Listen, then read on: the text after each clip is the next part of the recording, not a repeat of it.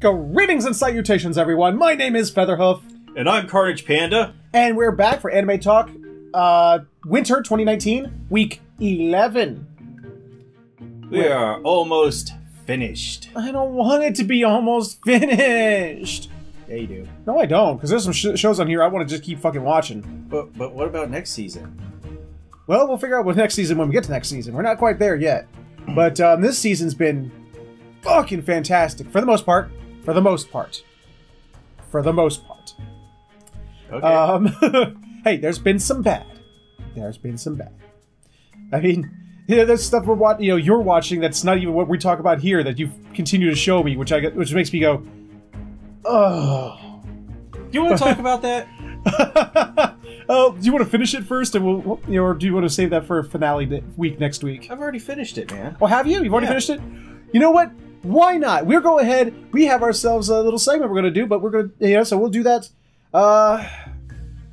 We'll start it right about now. We have ourselves a new entry in Elsewhere in Anime. What do we have elsewhere in Animus? So I was looking for a show or a couple of shows that I can just turn my brain off and not really. I succeeded a lot in that aspect. I can tell you sort of your brain, like you haven't been using your brain lately, so it's sort of started to turn off there. You just yeah. So I've been on a Gundam binge, and I space it out. So I take a week break so that I don't get burnt out because Gundams are rather lengthy, and I would get burnt out if I was, I don't know, it was like 16 different series. Seeing as every Gundam series uses the exact same sound effects. Like, at some point, you're just going to be falling asleep and hearing those sound effects. Yeah, so I chose Lime-Colored War Tales Decross. Decross. Which is just an X, which the Japanese always pronounce as Decross. Because that's a thing in Japan, I guess. Yeah.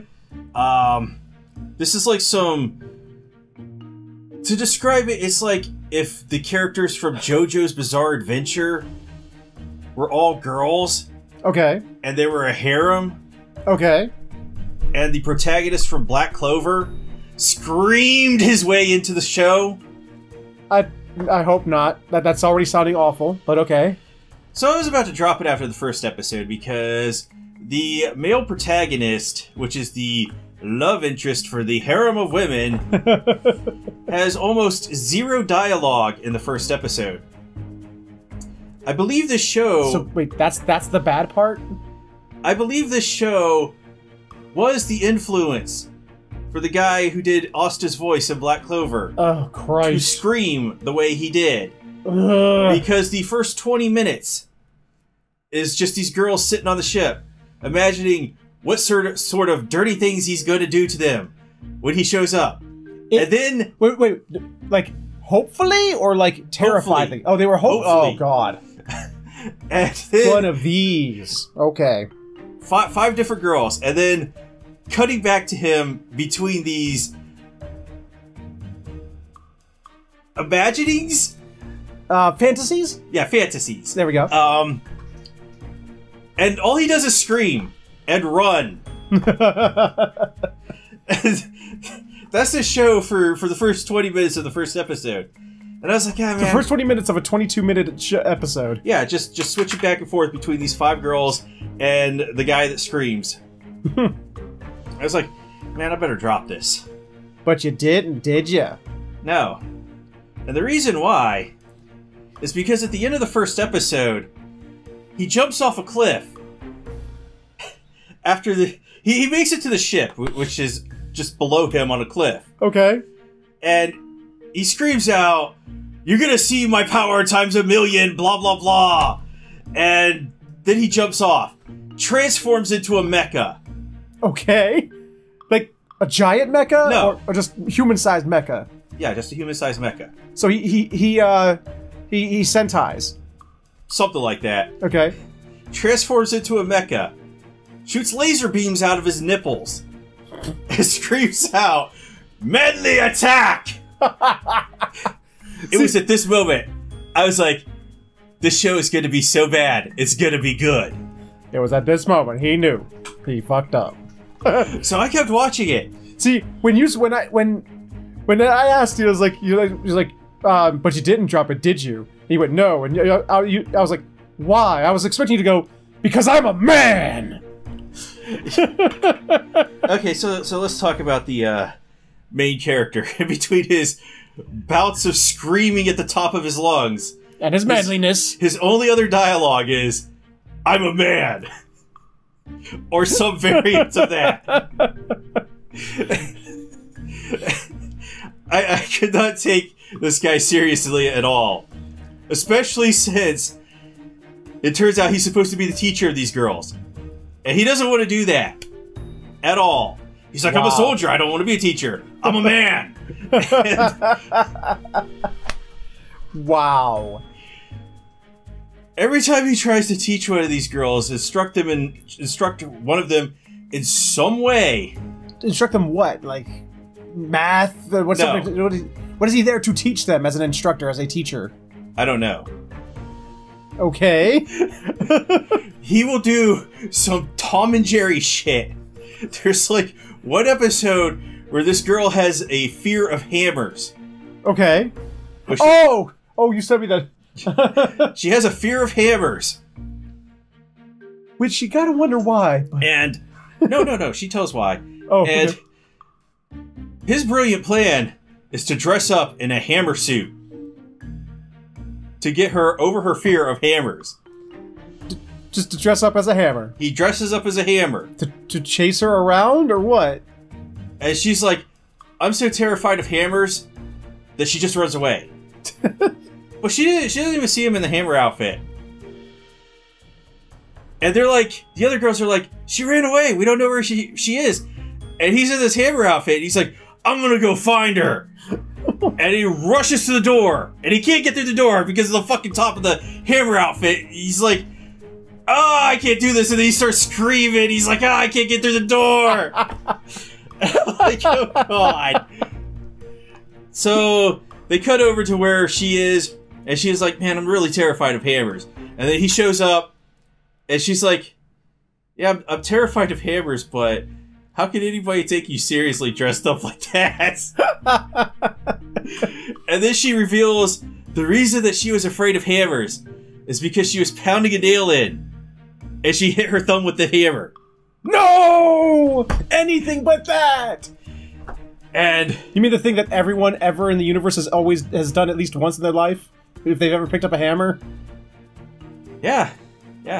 Wow. Don't watch this show. Just don't watch it.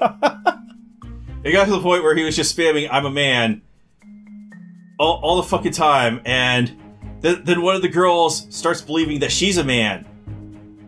And he's like, your gender doesn't matter. Okay. And I'm like, what's going on? Well, this show is just visionary because it aired back in like 2003. I mean, he's got a point, but still. And then, in a later episode, one of the girls figures out that she's gay. Of course, it's anime. Of course one of them figures out that they're gay. Of course they do. And then, because this guy... Anime love to draw lesbians. They love it.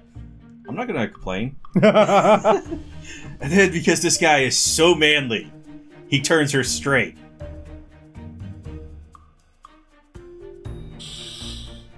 I want a facepalm. I do, but I'm afraid that just hearing that, the amount of force I would have to do for that kind of a facepalm would knock me out and I wouldn't be able to do the rest of this episode.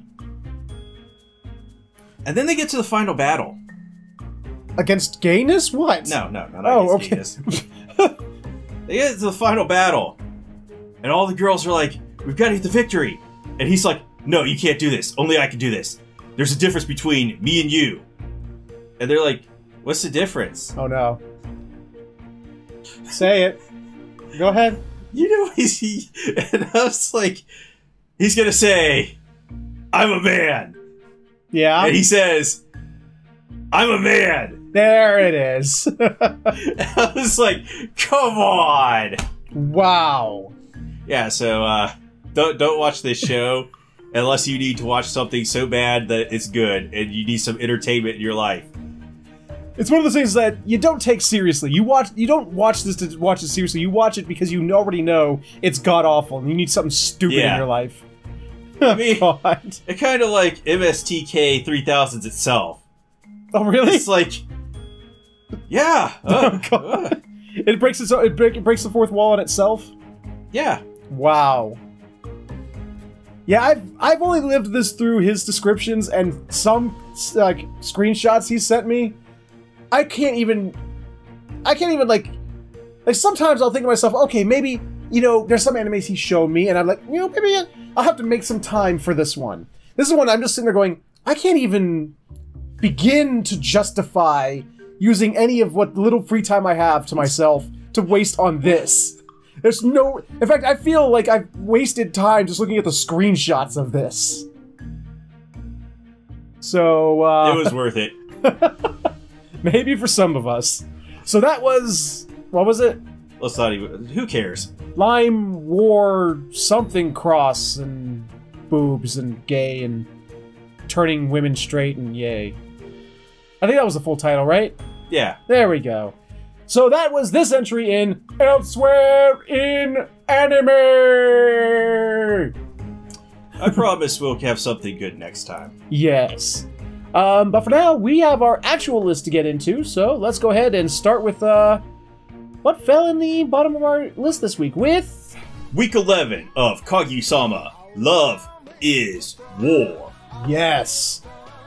I was not expecting to come into this week and this to fall at the bottom of our list. I was not mad at this episode. No, but... I had a mixture of feelings. I did too. I mean, there were some times I giggled. I giggled a little bit.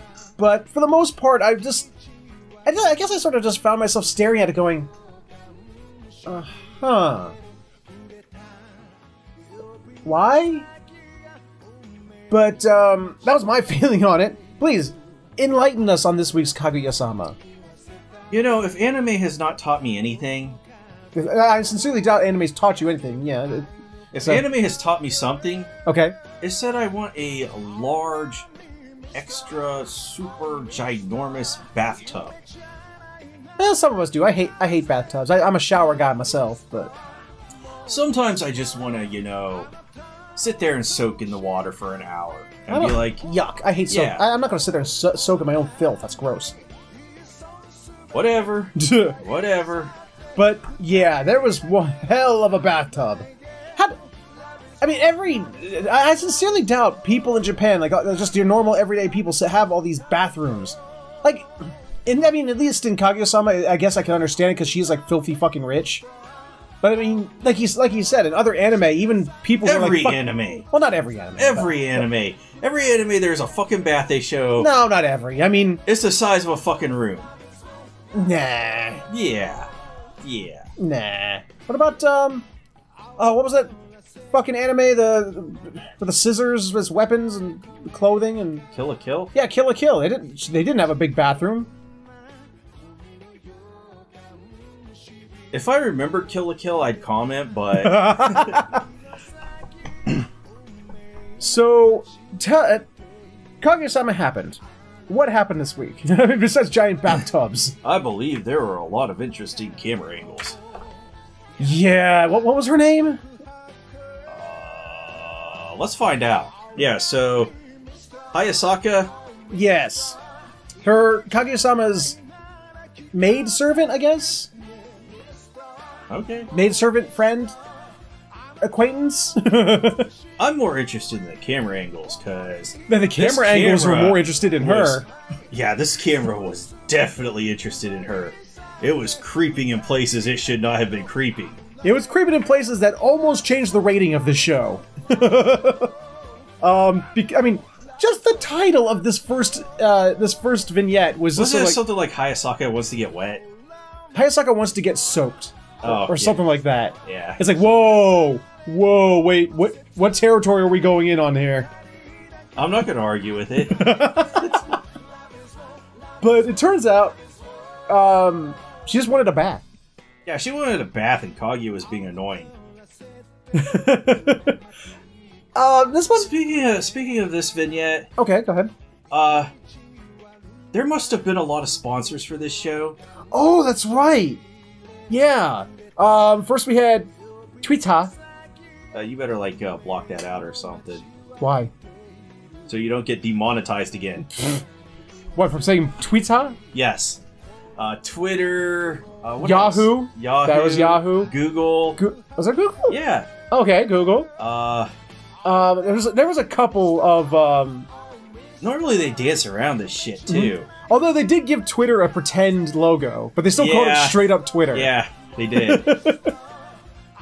And Hayasaka was educating her on how to use Twitter and to stop being so annoying. It was kind of funny, but it was like, as somebody who's been in the position of teaching someone computer illiterate, I know what you're saying. Computer literacy. The whole episode, I'm just going, oh my god. Oh, I've been here. I want to speak to that because it's not even that. It's like, once you are known to be competent in something, if there's any issue at all, somebody will come to you. Even if it's like the simplest thing, like, how do I click the left button on the mouse? It's like, just... And the one thing that just drives me crazy. What's that? Anytime the internet goes out, people start losing their fucking minds. But what are we supposed to do if there's no internet? That's a true statement. We're supposed to do what we did before everybody was getting on the internet in the 90s. Sleep? Yeah, isn't that what we did? We slept all through the 80s and 90s, and then like we woke up and then there was internet. Do you not remember the 80s where we were just trying to murder each other? I do, actually.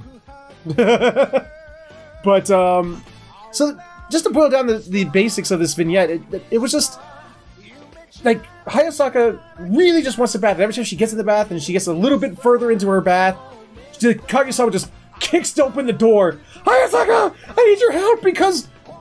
Insert thing. Yeah. I just still love when she thought she got banned. Actually, that was kind of funny. She's like, at first, Hayasaka had two questions. She's like, A, how the fuck did you get banned? And B, how do you even understand the concept of being banned? Because you don't understand anything computer stuff. Because she, like, they explain, like, she's, like, complete, like, a total, like, she isn't just computer illiterate. She, consciously, willingly does everything analog. It's hard for me to suspend my disbelief that a 16-year-old girl, or 17-year-old, however old high school is girl supposed to be, doesn't know how to use a computer. Or Twitter, for that matter. Or Twitter. You don't even need a computer to use Twitter. But then she doesn't even have a smartphone. One of those other sites like Instagram or something. Oh, I can't remember. Something like that. But, yeah, that was about... I think, let's see, did it ever really... No, it actually, like, the announcer came, it was like, the result of today's match is... There was no results, because they didn't meet. Because she, like, in the end, she refused to follow... Like, Shiragane's, like, account is blocked to only follow, like, mutuals. And she refused to follow him so that he could follow her back. Because then it would show that, like, in her mind, it was, like, some crazy, like, her beating down the door, like, just, you know, begging for more information about him. You know what? I would call this episode a win. I guess. I would call it... Oh, thank God. For the viewer. Oh, yeah, I guess. Now, the second vignette, this is the one that I actually enjoyed. Yes. This was actually funny. And it literally... furthered nothing, did nothing, and meant nothing. Yeah, I have to wonder why it was here, but at the same time... I don't want to complain. No. It's like... Because it's just so far out there.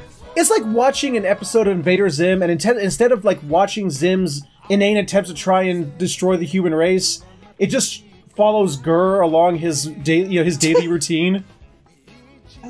I like you. It's, what was it? What was the second vignette? There's a guy who goes into a ramen shop, and we get dramatic ramen. Yes, we do. It's one of those guys who thinks he's like he's superior at everything because he's so smart. He knows the proper combinations. He's like a true foodie, but of ramen. He's the ramen savant. Yes.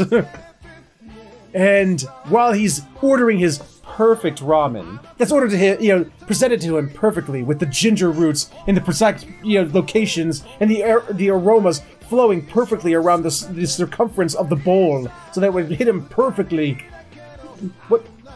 What's her name? Chica. Chica walks in.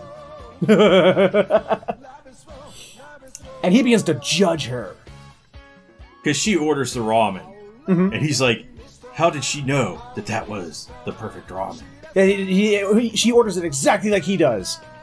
Except for the ramen shop guy's like, what's the firmness of your for your ramen, the noodles? It's like, super firm! And he's like, oh, she's actually a noob. She's not one of our people. But then, she just keeps... It's just this crazy, the other episodes have had, the intense, the crazy intense ways of playing games. The little games they play, but they do it intensely. It's intense, dramatic ramen eating. But this time with commentary from this random guy that just showed up in this episode. If nothing, I would like to go to one of these shops and get ramen. Same here. Because it just always looks so good. Like, the stuff you buy at the store. Yeah. It's like, okay, you just toss this brick in the water, and boil it for 5 minutes, and then open this pouch of God knows what, and throw that in there. Salt and a little bit of flavoring. And you've got ramen? We got what we call ramen. Yeah, they put, beef and chicken and pork and... It's a fucking egg and all this. Oh my god, it looks so good. Yeah, this is this episode. It's like playing Final Fantasy 15, where what's his face? That's it. Yes, Ignis. He presents food and it's just like, oh, I want that. And then you try to reach out for it, but then the screen blocks you. It's like, damn it. Yeah, I believe that game was a food simulator where you would go down to the bottom of a dungeon and murder the boss just so that you could make a dish. I have an idea. That's it. I've come up with a new recipe.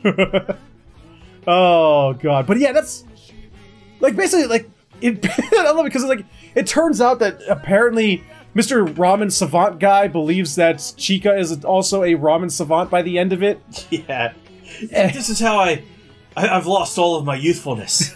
I wish I was just like her. And as she's going to leave, she pays for her ramen, and he's like, excuse me, miss. Good job. She's like... Even the ramen maker, is sitting there. It's just both the ramen maker and the foodie, just like... And she's just like, sure. Yeah. Okay. I'm leaving now, creepy people. And that was the end. I'm fine with saying that was the end of the episode, because the rest of the vignettes were like, why? The last vignette, well, I mean, we might as well go over it. We always go over everything, even when it sucks. It's just, Shirogane really wishes he had done a thing with Kaguya. Kaguya. And then Kaguya really wishes that she had done something with Shirogane during their summer break. They both go to the student council office. They miss each other by minutes. They go home. The end. That was literally all that happened. Nailed it. But then there was credits roll, but then they had one more vignette after the credits, which was actually kind of sad. It was a little bit sad. It was just leading into the final episode. It was. Spoilers, next week is the final episode. It was about Shinomiya Kaguya. She's talking about how her life basically sucked. Her childhood sucked. She's like, God, my life sucked. It's like, I was rich, but I couldn't go to any festivals. But it was okay, because I got to watch it from my window. My dad never told me he loved me, or he was proud of me, but that's okay. Everyone walked on glass around me like I was one of those creepy traditional Japanese dolls, but that's okay. And it's like, no, it's not! This is awful! But then it's 10 out of 10 paraphrasing. But it's okay because I have amazing friends now. Because, she was going to go out shopping with her friends, but then her dad, for like no reason, no, there wasn't a reason. It was the stupidest reason ever. Calls her back to the main house when she was supposed to go shopping with her friends, just so she can sit in a room, and he can limp past her door to go, "Oh, you're here, okay," and then walk on. I didn't understand the point of that. I didn't either. Like the times where the narrator comes in and it's like nothing happened. Like, okay, thanks, narrator. Yeah, it's like, thanks, we needed that. So that was the whole episode. Any final thoughts on that? No. Definitely, I will hazard to say their worst episode. I don't think it was the worst episode. I think of this season, it was the worst episode. It was like, it was even worse than the episode where they spent 2/3 of it just on exams that went nowhere. I don't think it was bad. It was just not quality. And I honestly will say it's bad, except for that ramen part. The ramen part was amazing. I mean, I usually hate those like stuck-up foodie motherfuckers, but in this episode, that was just fucking hilarious. I could talk about food because you're always watching a show about food when I come over. Hey, that's one of the things me and Cindy like to do. Cindy and I have a thing for Gordon Ramsay. Don't ask us why, whether you love or hate him. We find him entertaining, so we're always watching like it's part of our routine that while we're eating dinner, we watch a Ramsay show, whatever was the new thing of the time. And he happens to come over around that time. So, and I'm always cheering for the bad guys to lose. But then I'm like, there's no justice in this world, so they'll never lose, except tonight. Yes. One of them lost. Yeah, a douche nugget got kicked off, and that was awesome. But we were like, the other weekend he came over, we were watching MasterChef Junior, and he's just like, I want Kyle to lose. Why? What's wrong with poor little Kyle? His name is Kyle. Weirdo. Anyway, tangent, we just went on. We got some animes to talk about. Yeah. So that was Kaguya-sama this week. Definitely not his best. So, fell on our list. But, other things fell on our list too, and we're going to go ahead and talk about them in the next entry. This week on Dororo. Not a whole lot. Really. Nothing at all. I mean, even the fights in this episode were sort of like anticlimactic. Oh my. There's some political commentary in it. A little bit. I mean, I'll be honest. I mean, I'm intrigued. This episode is definitely leading up to finale time. At least season finale. Dororo and Hyakimaru are in... Hyakimaru doesn't know it, but he's in Daddy's home. He's made it home. And he feels a little off looking at Tohomaru. Something's bugging him about his soul. Yeah, we get to see that through Hyakimaru vision. And Hyakimaru and Tohomaru, they're not really hitting it off right away.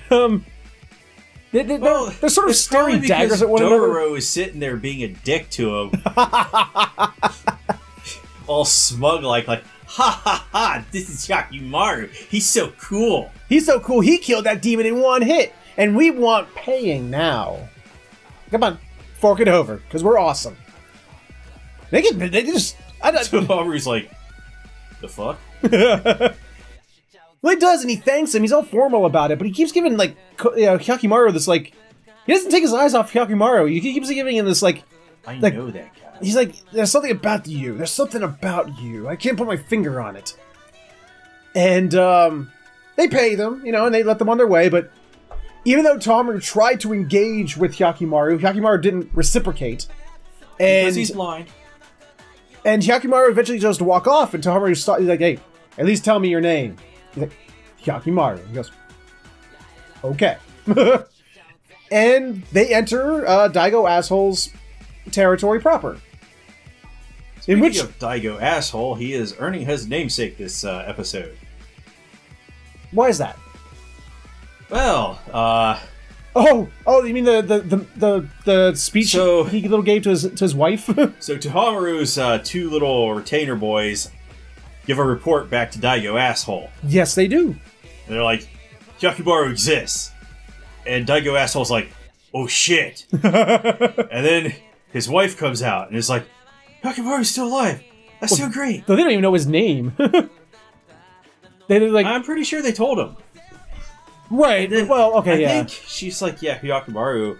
I don't know how she got that, but she's like celebrating. Yeah, she's all excited and happy, and she's like, my son's still alive. And Daigo Asshole's like, not for long. I better go kill him. And she's like, don't do it. That would be a bad idea.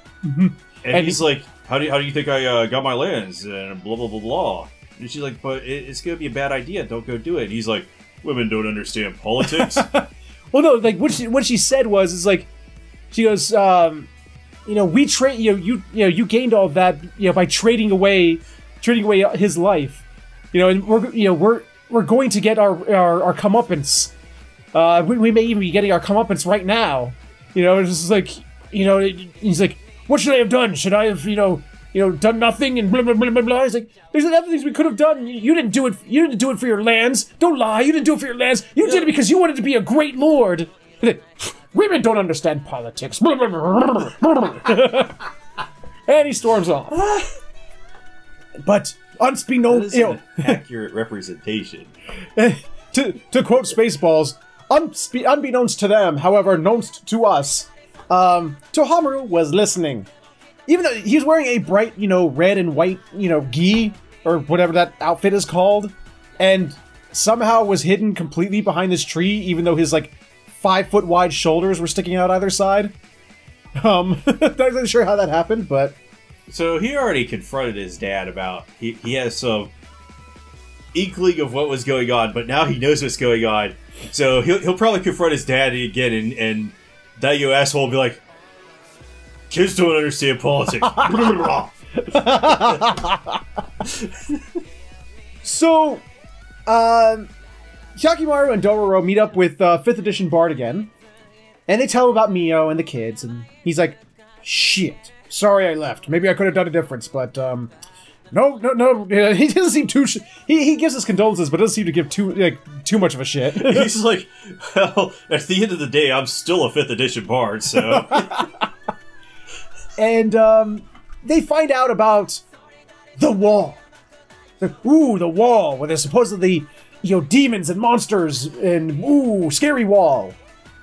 And we go to this wall, this terrifying wall, and it's 10-foot wide by 30-foot tall, and sitting on the top of a hill.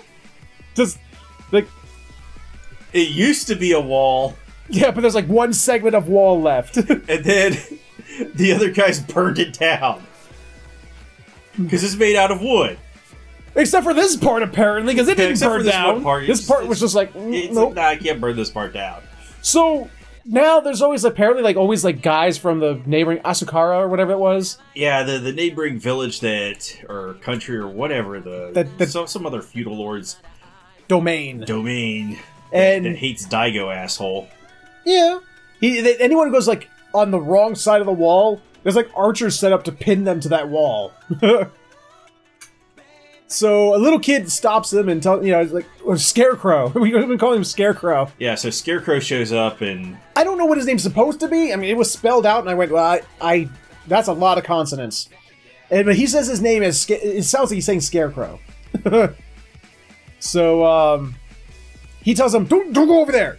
He's like, if you try to go there by day, they'll shoot, pin you with arrows to that wall. It's like, Doro's, aha, then we'll go there by night! And the kids, and Scarecrow goes, no, that's when the monsters come out! And they're all like, did you say monsters? We specialize in murdering monsters. So they go there, and, there's fox spirits. The nine-tailed fox shows up. Well, and then Sasuke comes out. And Naruto... No, never mind. It's a bunch of little fox, fire foxes. Yeah, insert your Mozilla joke here. And, you got any good Mozilla jokes? Fuck no. It's already its own joke, but... joke about Mozilla. It's Mozilla. What are you talking about? It's not a joke. Anyway. So... They start fighting the fox spirits, which I'm finding apparently our titular characters are OP as fuck. Because not only is Hyakimaru one-shotting them, but so is Dororo with rocks. Just... He's dissipating fox spirits into the netherworld with rocks. Dororo with zero training. Well, no, they show Dororo's past, and he trained with rocks. She trained with rocks. Is this where we're going to start getting the Dororo punch and the Dororo kick? I hope so. I hope so. The attack that ends all attacks, the Dororo uppercut. Well, we're getting the Dororo rock toss, so I mean, that's one-hitting enemies, so... Or the Dororo ragdoll. Huh? From the game. I don't remember that one. You're laughing so hard every time. That one I don't remember. I remember Dororo punch. Dororo would get hit and get sent flying. Oh, is that what he was saying? Or she was saying? No, she's just getting hit and getting tossed across the map. Okay, alright. That was funny. But, so... The little boy, the reason he wants to get on the other side of the wall is he wants to go home. But, like, Asakara, took over their home. And burnt it down. Yeah, so he apparently, I guess, still believes his mom's alive over there. And his town is still there, for some reason. So, he really wants to get back there, and he's watching them fight and goes, "Now's my chance," and takes off. And Dororo chases after him. And the two of them promptly get caught by, just this group of samurai. They're not going to have a good time, are they? No, no. I think Dororo's going to have a worse time of it than most, but we'll see what happens. I'm hoping they're not going to go there. I hope they don't go there. There's another show that will go there. Yeah, there is, but I hope they're not. This show isn't that show. But we cut back to Hyakimaru. He's getting... Once again, it's like, suddenly his OP-ness goes out of the window. He's so inconsistent with his OP-ness. It's like, suddenly he's, overwhelmed. Like, this fox spirits form into the QB. And, pin him to the ground, and begin, it looks like it's like, is this the end for our hero, Hyakimaru? No. Because he's saved by a barrage of arrows that kill the QB. Or at least, does it scare him off or kill it? I can't remember. It gets scared off because it splits. It's like, oh, what? It bamfs. I gotta get out of here. This was just the patch notes of nerfing the sword arms. Ah, I see. And it turns out, Daddy Dearest has come to pay visit to his son. And, he's got about, what was it, 7, 8 archers just pointing arrows at him. And Daigo Asshole just sitting there going, "Look at me, I'm an asshole. I'm not happy that you're there and alive." He's here to give him a stern talking to. Stop killing those demons. Stop being alive and doing that thing you've been doing. You're supposed to have been dead. The midwife was supposed to kill you as a baby. But, that's pretty much the end of the episode. Speaking of the midwife, obviously not the same woman. But no, because she got eaten in the first episode. But the other nurse who was the nursemaid who was in the room, we see her a couple times in this episode, and she's a little. Her mascara is running, and Tohamaru happens to overhear her. Yeah, she's singing this delusional rantings about how she's singing a little poem or something. There's this creepy little poem of her own composition about the demon child that will return to the lands and, defeat, and murder Daigo. Earlier in the episode, she sees Hyakimaru. It's like, "The demon child! Oh my god, it's terrifying! It's returned! It's returned! Ah!" And then later in the episode, she sees Tohamaru as he's overhearing her, and he's like, "Hey," and she's like, "Oh no, it's the demon child! He's returned!" Which is confusing, and she says it about Tohamaru too. I don't get it, but so she starts filling him in a little bit on the secret that Daigo has not, that his mother and father have not told him, and he looks a little horrified when he starts hearing the things she's saying. Well, I'd be horrified too if I saw her. Well, there was that. Yeah, she was very creepy looking. And her baby rock. Yes, her baby rock that she painted red. So, There's not much else to say about this episode. no, it pretty much ends there. One of Dororo's weaker outings. It was. They've done this before. They've had weak episodes where it's just sort of like, okay, they're obviously setting up for something else. Well, it did say this is a part 1. Right. Not every part 1's been bad. Like, the story of Mio part 1 was not a bad episode. Well, that was Mio. Yeah, that was actually a good little story arc. But most of the two-parters, the first part in Dororo has always been really weak. Two-parters are definitely not Dororo's specialty. You're not very good at writing them. Because, yes, leading up to something is good. Setting the stage for something is good, but you should at least do it in sort of a more meaningful and interesting way. This one was sort of like... It felt like it was just meandering to a point. It's kind of like Boogie Pop and others, where it's a show that's better watching... that's better if you binge watch it. Oh, yeah? It's kind of how these 2-parters or 3-parters or whatever feel like. If you're just setting up and then you're delivering in the next episode, yeah, it's just better if you're just binging it. Yeah, I can see that. I don't know, like, I've seen a lot of other shows where they do 2-parters, 3-parters, and every episode stands alone on its own and, and feels like a complete episode, even though it's setting something up for the next part. And like I said, with the episode, The Story of Mio, it does just that. It stands on its own while setting up something else. Unlike The Promised Neverland, which has done really good cliffhangers, yes, this was not the best cliffhanger. No, Igo asshole shows up and he's going to give him a stern talking to. It's like, young man, I know I haven't been in your life for 16 years, and I tried to get rid of you and kill you, but you will obey your father, young man. And I'm telling you, don't you kill those demons. Don't you do it. Now go to your room. Now, or I'm going to put you in timeout. And I'm pretty sure he's going to say all of that with arrows. Like, Dad, I've got fucking swords for arms. Everything you say is moot. Actually, there was one line in this episode that made me go, what? And it was like the one, the brothers, the prince's retainers.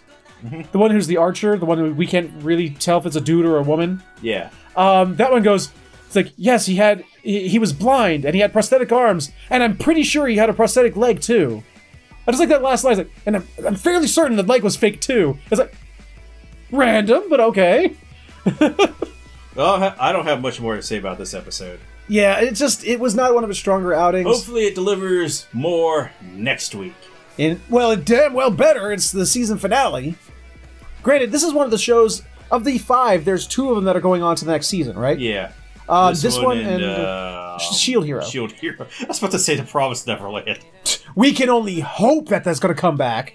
But, yeah, so it's got more to tell.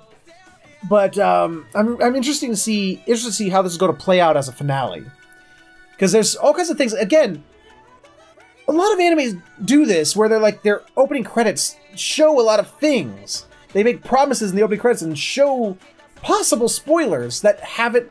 Especially in this show, also like Tohamaru showing him missing an eye and being all like, it's like, when exactly is that going to happen? More on that later. Really? Yes.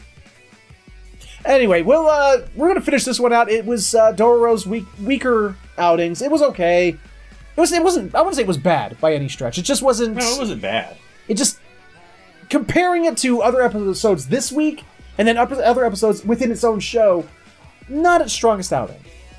So... See, I have to compare this against things like Victory Gundam, so... Oh, well, if you're comparing it to Victory Gundam, we might as well give this episode... so bad after all. If we're going to compare this episode to anything in Victory Gundam, we might as well give this episode of Dororo the Nobel Peace Prize. Shit. But with that, we're going to go ahead and move right along to our next entry. And speaking of a show that has made promises in its opening and has not delivered at all, Magical Girl, Spec Ops Asuka. Where's the Nunchucks Girl? Where? Where is Nucky Nunchucks Girl? Where the fuck is she? Season finale next week. Nunchucks Girl has still not showed up at all. I mean, at first I was making comparisons to Sailor Moon, like the old 90s Sailor Moon. Well, it was actually 80s, wasn't it? Was it early 90s or late 80s? Is it early 90s? 90s Sailor Moon, where Sailor Venus, comes in with, 5 episodes left of the first season. I was like, okay, she'll come in eventually. She's probably near the end. It's the end! Where is she? What? Although, we kind of give an idea. I think the preview of the next episode gave us an idea of why she isn't around, though. I have a theory, but we'll get to that. What happened this episode? What happened this episode is that they watched our show. Yeah. And put actual animation. And it was actually pretty good animation. Although they couldn't help themselves, they still had stock footage. And how did you put stock subtitles also? Stock subtitles. There's like one scene where they show the same fucking thing. I don't know if it was a mistake or something like that, but they show the same thing that just happened like 2 seconds ago.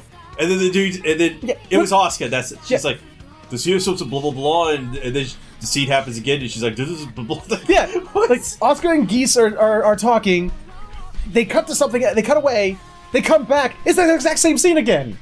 It's like, what? Wait, what? Okay, all right. So this show could have been good if they put actual animation in this show. And this episode proves it. Like, there's a fight between Geese and Asuka. And Warner's and whatever the fuck her name is. Whiplash. Whiplash, Chisato, yes. That's what it is. Chisato, yeah. We'll go with Whiplash. That's easier to remember. For us. So it's kind of like some karate match between... Yeah, so... Okay, she's... When Whiplash is like, I know karate. She's like... She just looks at it and she's like, I know karate.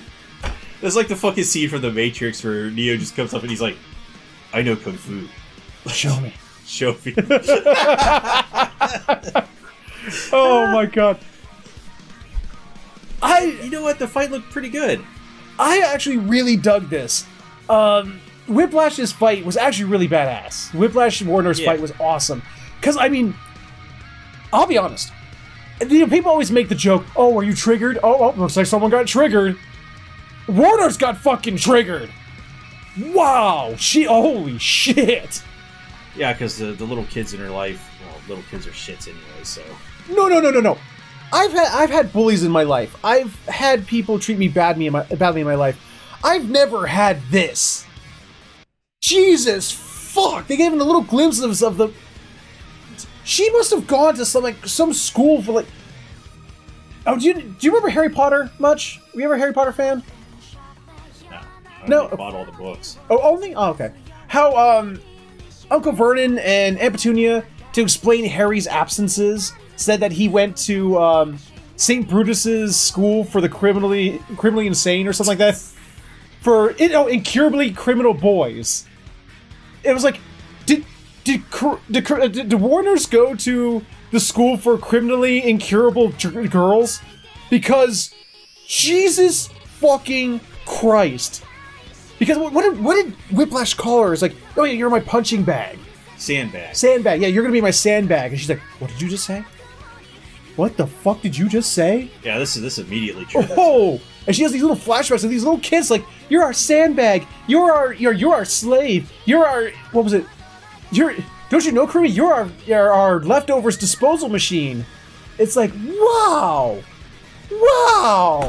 And then for some reason, in the middle of Asuka fighting Geese and Kurumi fighting Chisato, there's a shower scene with some random chick that we've never seen before. I was like, that was really random. It's like, hello, blonde. She kind of.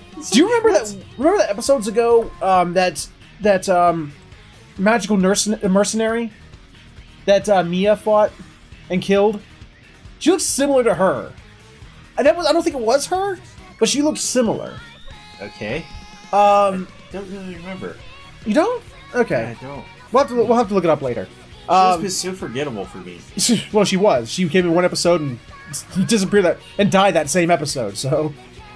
Yeah, and I don't know why, but she's getting a back rub. Like, it must be the worst back rub in the world, because this chick is just elbowing her, just squeezing the back of her left leg, and it's like, oh, I gotta give you a back rub. Let me just give you the people's elbow. Now, this episode, I gotta say, it's strange. I never thought that this show would actually jump up this well, jump up in our ranks. But I really had fun watching this. the show, like, just animation, art quality, and fun just, like, jumped up a lot this episode. Yeah, I don't even know what happened here. Like, what happened in all the previous episodes where they're just, you know, burninating still frames and like, yes. Oh, I just don't understand. And I actually enjoyed these fights too. Yeah, it's like, and it wasn't just like, oh, they're being overpowered. Like, War Nurse and Whiplash had a great like fight where they were like on even par with each other. This was a great fist fight. I mean, I love, like, in, like, Whiplash, like, turning her whip into, like, it turned out it was a ribbon that, like, wrapped around her hand and, like, made her karate. Explanation was whatever, but... and... that was weird. People think that my code name... First off, I love, like, people think, it's like, what people? Everyone you've ever met is dead. And which was, like, 4 other people that you murdered. So people, like, they mistake that Whiplash comes from the fact that I use a whip. I don't use a whip. It's because my kicks are so powerful that it feels like a whip. It's like, okay, sure. But then the fight that preceded, or that then happened, was like, okay, I'll forgive that stupid explanation for this like badass fight. And this episode was just fight. It was a lot of fight, and then Asuka fighting Geese was just fucking crazy. Oh my god. Except for the repeated scene. Except for the repeated scene, yes. And then we had our cute little mascot Sachu coming in, being a badass. I love it when he was like fighting the little demons with his guns, and when he was doing the tumble roll, he's like roll roll roll roll roll roll roll. And then he posed, and they're like, he's so cool. He's just so cool. Oh yeah, the little cat sprites who like made fun of him, and it's like, yeah, rat sprites are so awful and stupid. Meh, meh, meh, meh, meh. And then like now they're all starry-eyed over him, like, oh, he's so cool. Because they got their asses handed to them by Geese, and it was fun. No, I think they got. Did they get their ass handed by Geese, or was it the little penguin that he had with him? Well, the penguin, I don't know, because they never showed that. They just. It was to Geese having his foot on Tabara's head. It's so the penguin bamps out of there with the teleportation potion, with the box. That's what they came here for. Even Geese like goes, I don't care if we fight. I'll fight you because I had to get out of here. But we weren't here for Tabara at all. We were just here for the stuff she had, and we won. So haha. Like, literally, like, yeah, I love it. He lays it out for her. He's like, there's literally no reason for us to fight, but I'm going to kill you anyway, because we got what we wanted. You're just in my way. Oh, he was kind of sent on a suicide mission. That is true. Yeah. Both of them were, you know, him and Whiplash. Well, even though she didn't realize it. Whiplash has a terrible fate. She does. Oh, God. Yes. Kurumi does defeat her. Yeah. That would, like, I'm not squeamish of needles. This show makes me squeamish of needles. When people use them as a fucking weapon. And like, we've seen War Nurse use things like acid and stuff, so I was like, oh, is she going to... Oh. But it's like just some knockout drug, and then Kurumi runs back over to find Asuka, and she's just dragging her. Well, that's, like, after the fight with Geese is just like... That was just rocking. I love that fight with Geese. You know what? I think I like the fight between Kurumi and Chisato more. I mean, I'm not knocking the fight between Asuka and Geese, but I think I like the Asuka Geese one better. I don't, because like I do love it when it looks like Asuka's been defeated. It's like, oh no, you see her buried under the rubble, and she just walks out minus an arm. She left her arm behind. She's just sitting there bleeding out. It's like, fuck you, I'm still standing. Like, turns her little talon fang or whatever the fuck it was called into sword form. Sanchu like searches his Geese's armor for the weak spot. That reminds me of that. Is that name or Sachu? Sachu? Yeah. Oh, there's no N. Reminds me of that skit from Orgasmo where the guy comes in. No. We're not going to go into Orgasmo. Not here. Go ahead. Sancho? No, you are not Sancho. You are not Sancho. But and they find a weakness, and Asuka thoroughly wrecks him. After, was it Izuki, or whatever his name was, their commander? He comes in and... Oh, yeah, that dude came in and... gives her magical axe. Gave her Thor's axe from the last Avengers movie. And she completely wrecks him with that. It drags him outside of his armor. He's no longer the muscle mage. Well, what made me laugh is that she cuts, like, from, like, here down, and not only does he doesn't come out or slop out, it's almost as if he was, like, on a spring the whole time, like, under tension, and the moment the armor was ripped open, boo! He got rocketed out of his suit. And he's laying there, and it's one of the episodes that reminds you, oh, that's right, this show's kind of about gore, isn't it?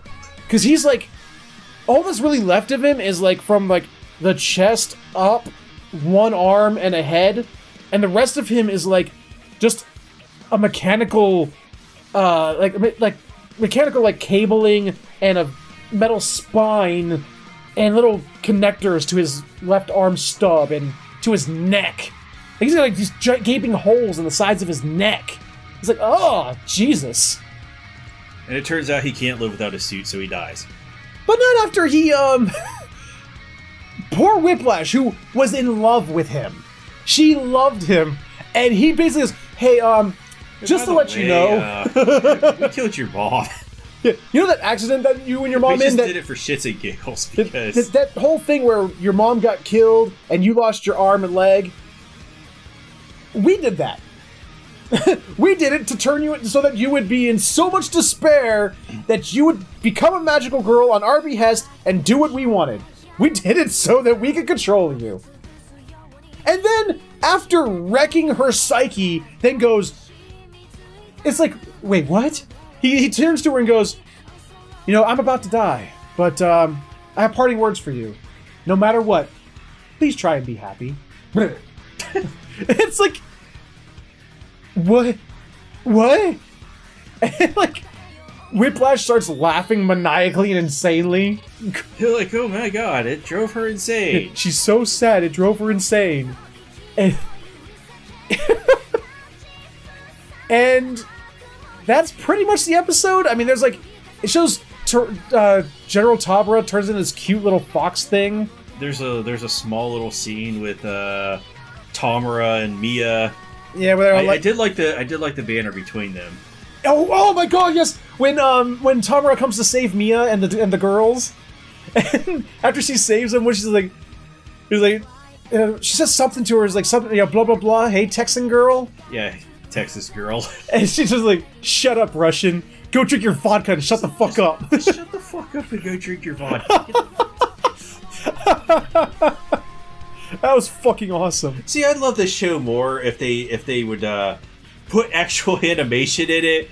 And, you mean like this episode? This banter between them like that. Yes! Because that makes the show more fun. So, there was actually a little bit more. I actually alluded to it with the box. And I believe, because they show the Queen with Abigail and what's left, what's left of the Babel Brigade. Abigail's looking pretty good. She does. Well, she only got her fingers removed. I mean, it looks like she's got all her fingers back. I didn't see it. I couldn't tell. Did you see it? Unless it's an animation mistake. Okay. Well, Queen opens the box. We don't get to see in the box. However, she says this magical item doesn't belong with the Magical Five. It belongs with, you know, a very special other girl. And she's saying that last sentence. While she's saying it, it cuts to Asuka's two friends, the Four Eyes and whatever her name was. You still call her Four Eyes. I don't remember her name! And I'm just going to start referring to Featherhoof as Four Eyes. Okay. Well, hey, Four Eyes. Yes. So I think she's planning something with Asuka's little four-eyed friend there. Okay, so this episode felt like a finale. It honestly did. It felt like a season finale. It's sort of like, do you guys remember, and new viewers won't remember this, and I'm sorry for alienating you, but last season we watched Double Decker, and its second to last episode should have been the finale. Talk about another show that disappointed us. Yeah, why is it? It's almost like a pattern here. The shows that disappoint us, this should have been the finale. This would have worked as a finale.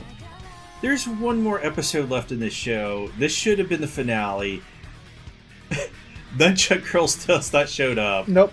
But the preview for the next episode shows pretend Nunchuck Girl?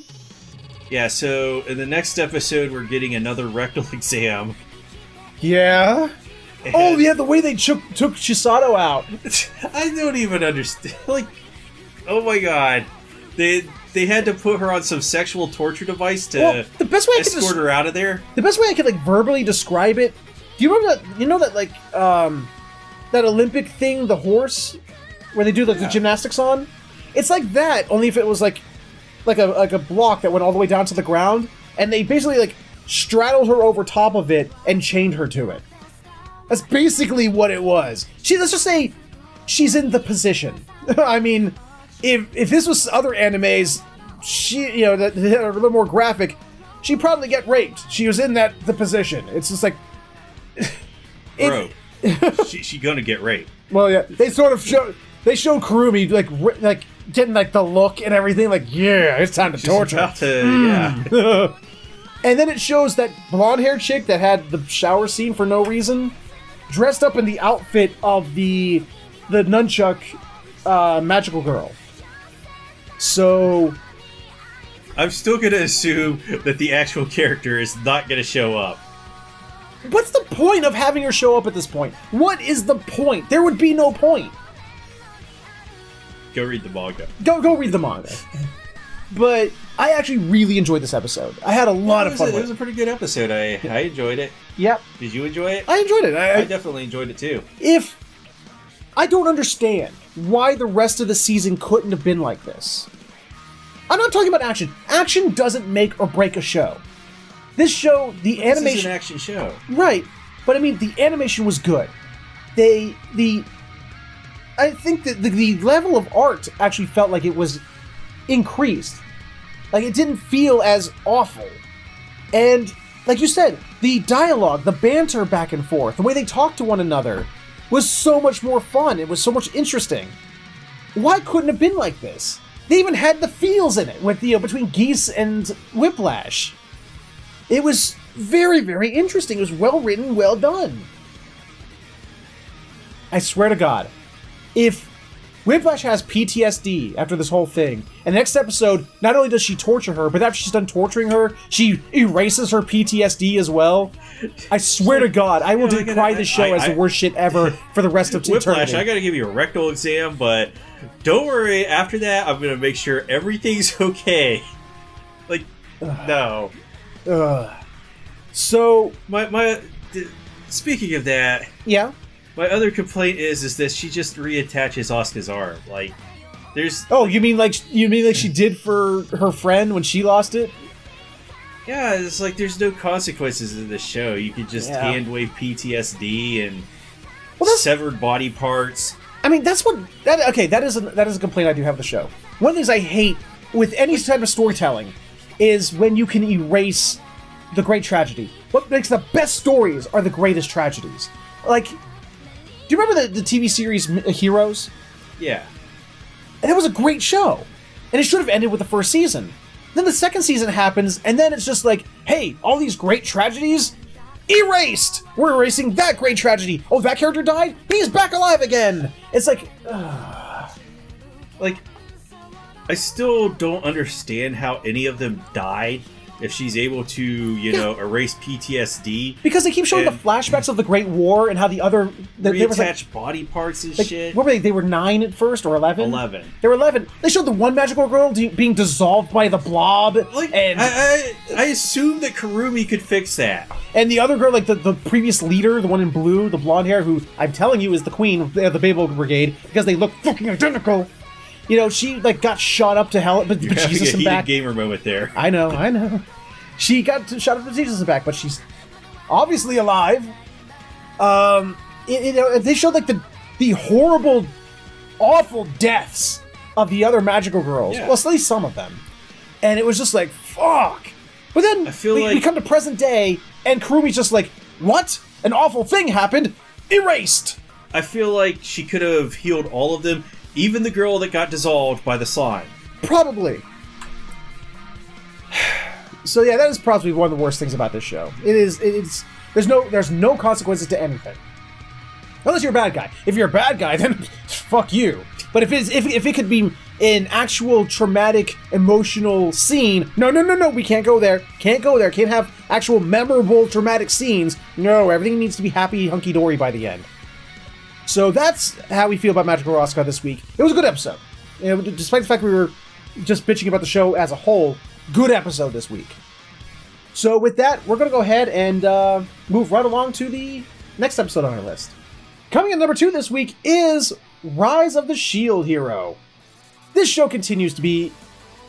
Okay, while Promised Neverland is obviously the show of the season, just hands down, Rising of the Shield Hero has proven to be my favorite show of the season. I almost always have a lot of fun with this show. I didn't have anything to say. Oh, you were just like... But, well, no, it's because... What do you got to say there, bro? Because you... And I was like, yes? So... I was say stop it. The second wave has begun. Actually, I was kind of hoping Nafu was going to do a certain thing, because the episode does a cold open where they're all getting ready and the blacksmith guy gave them extra weapons, which I kind of found funny. I questioned this in the episode. He goes, "I even gave you some spare weapons." What blacksmith? What weapon shop just has what is a spare weapons in a weapon shop? So just the defective weapons that he wasn't going to sell. Like these are spare weapons. Like defective blades that don't even have a pommel on them, and yeah. I'm giving you a special discount. A spear that doesn't really have a metal tip; it's just sharpened at the end. It's a wooden stick. And it's counting down. I was kind of hoping, because now Fumi like starts showing him going through his party list and making sure everyone's accounted for. I was kind of like hoping, like, with 3 seconds to go, he would disband the party. Because this is something that he would do, because he's fucking Naofumi. So yeah, they do teleport. Well, and he gives the little accessories he's been working on all season. Oh yeah. He gives them to he gives one to Raftalia that increases her mana regeneration. Useless. What do you mean useless? Useless. Not if you're a mana-heavy class. Useless. Dude, if I was playing Final Fantasy XIV, and I was playing my White Mage, and I had something that increases mana regeneration, I will take it. You should be tanking instead. As a White Mage? Yes. No. Yes. No. Yes. No. Anyway, and he gives a little hair clip to Philo that increases her agility. Is that useless? Pretty good. Okay. So, and then... They're all overjoyed. Like I love it. I like the blacksmith that he calls them out. He's like, "Oh, all the work you. Gee, I wonder why you went to all that work to make your the women in your group little accessories, huh? Huh?" It's like, "It's just to increase our stats." Sure, it was. Sure, it was just to increase our stats. Wink, wink. Gotcha. Mr. Blacksmith knows what's really going on. That's right. So they get teleported into the countdown goes to 0, teleport to the fight, credits open. And then we're introduced to the best character ever. Oh my god, yes, because they're chasing like down some goblins, which for some reason the goblins in this world have bunny tails, and I don't know why. And are a lot less rapey. Yeah, but they're still just as murderous. Because they're chasing down one's chasing down a dude trying to murder him, and the two of the soldiers that are with Naofumi kill it. In kind of a neat way, they sort of pinata him. He's jumping through the air, they go boing, they skewer him in the air and then like bash him down. He's pretty dead. Yeah. But then like a giant lizard man comes and is about to wreck them. Until, as he says, the best character in the show, just the show, hands down, shows up. Who shows up? The Kung Fu Granny. Kung Fu Granny she one-shots this fucking... Well, no, she does a couple of shots, doesn't she? She, like, kicks it a few times. Like, first she, like, comes in underneath it, punches it, and it jumps in the air and starts flip-kicking it a couple of times. Yeah, she's pretty badass. It turns out, do you remember, like, the very first person that Naofumi helped?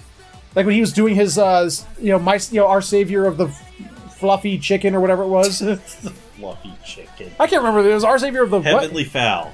Like I said, fluffy chicken. But, you know, the very first, like, he's like, the dude's like, I need to get to the town fast with this medicine, otherwise my mother will die. And he goes, I guess I'll help. And, he goes to help. It's that lady. She's now fully healed and a kung fu master. I love even now Fumi goes, what the hell was in the drink I gave her? She is so able-bodied that none of these guys stand a chance against her. She even pats one of the soldiers on the butt, like, come on, guys, and he knocks him. Delivers a critical hit. It nearly knocks him over. It's great. Like, oh shit, that hurt. You got my gallbladder there. So she convinces Naofumi to, because he's like upset. He's like, "What's taking the other heroes so long? God, it's been 3 fucking hours." And she goes like, "Look, we can protect the town. Me and your little scrubs over here can protect the town. You go fight the bad guys with the other heroes." So I find it interesting that all those guys wanted to join Naofumi, and then they just get totally abandoned. And well, they get abandoned. They were fighting together for 3 hours. Like they were totally inconsequential to the story. Well, yeah, they got thrown away in the story, but I mean, it was insinuated they were useful because they fought for 3 hours together. They fought side by side, shoulder to shoulder for 3 hours. Until Naofumi just, like, jumped on the chicken and ran away. Well, situations on a battlefield change. He had to go do what he had to do, right? And besides, how is he going to... Because a giant Final Fantasy-style airship comes out of nowhere that's, like... It's a ghost ship. Covered in giant tentacle Hydra faces. I was about to get worried there for a moment. Like, skeletons on the mast, and it's like an evil airship. So... And he sees, like, someone firing at him, he goes over and... I was like, tentacles? Nothing good happens with tentacles in anime. He finds the bow hero, who's still not happy to see him, but he at least... Like, he gives him the wicked side eye, and at first doesn't want to talk to him. It's like, fuck you, Naofumi. And he's like, what's the situation? And where's the other fuckers? And he's like, they're up there on the ship, fighting the blah blah blah, but I told them we need to defeat the Soul Eater. Like, Dimensional Soul Eater? Yeah. And he's like, we need to defeat this Dimensional Soul Eater, but they're wasting their time up there fighting blah, blah, blah. And he's like, oh, those fuckers. He gets on, like, he's on, he and Roctelli on Philo's back, and Philo can fly, apparently. I didn't realize Philo could fly that well, but, she does. Flies up to the ship, and he's watching the fight from above. Like, he's standing, like, has Philo perched on the crow's nest, and they're watching the fight. Sword Hero is fighting Skeleton Captain. He's like, arr, I'm a skeleton! And Spear Hero is fighting... The tentacles. The tentacles, yeah. What? You mean the hero that's fighting, that has the evil bitch on his side that claimed rape is fighting tentacle monsters? Really? This could have gone horribly wrong for her. Oh, if only. Don't get my hopes up! If only? Jesus! Are we watching the right show here? I want her bitch ass to die, and I want her to die horribly. I hate this chick. Dude, you cannot say you don't want mine to, like, die horribly. It would be great if she died horribly, but these are tentacles we're talking about. They'd eventually kill her. Eventually. Okay. They just use her first, because it's anime. But, that doesn't happen. So, it turns out, once again, Shield Hero correctly assesses the situation. He goes... Because Sword Hero's like... 200 IQ. Yeah, he's like... Sword Hero's going, we need... they all agree, we need to get the Dimensional Soul Eater to show up. Sword Hero believes it's because we need to kill the the Skeleton Captain first. And Spear Hero's like, no, we need to defeat the Tentacles first. Can't you see? It's just so obvious. And Shield Hero points out, like, dude, this is not... the game you think it is. This is not a video game. Stop treating it like a fucking video game. Yeah, the Sword Hero kills the pirate captain, and nothing happens except it just revives. The pirate captain comes back and he's like, "That never happened in the game." Oh, that's right. Yeah, Sword Hero says that. No, wait, that never happened in the game. But it's like that's what I love about Shield Hero. He's like, duh, because it's not the game. We're not in a fucking game, bro. So he gets it, he's... Because Shield Hero is, like he says, 200 IQ, he goes, wait a minute, the shadows. And he gets Reptile to cast a light spell, which reveals the evil shadows. And yeah, so She casts the light spell, and then the super dimensional fortress Macross comes out. Actually, if that did come out, that'd be amazing. But still, oh, all the missiles that would have happened. But instead, like, for fans of Final Fantasy, Typhon's retarded cousin comes out, and Interesting description. Am I wrong? Interesting description. Am I wrong? No, you're not wrong, but interesting description. Thank you. And they proceed to fight it. I kind of, yeah. And then like after it shows up, it's like suddenly Bow Hero. It's like they're in the fucking air, okay? This is suddenly Bow Hero just starts I'm climbing over the side now. Hi, I'm here, guys. Here's all my party members too. Yeah, we're just gonna join you guys now. No rhyme or reason or explanation. Bow Hero is just on the ship. Yeah, we're here. And instead of, you know, I don't know, trying different spells to figure out exactly which ones it's weak against, they all go, lightning! All of us will use lightning spells! It's definitely weak against lightning. And does nothing. Turns out that he's a raid boss, and that they actually have to hit it a lot to reduce its HP to 0. Actually, what I found funny is they did nothing to it. Philo does one wind spell, and did like an 1/8 of damage to it. Like an 1/8 of his health bar. And then wastes the rest of her time kicking it with her metal claws. That do 0. Well, it's just got massive HPs. Either that, or it's like that boss from that one Final Fantasy V boss where you go the two sides, one's magical and one's physical. Oh, yeah. This is more on the magical side, and they tried hitting it with physical attacks. That was the problem. Until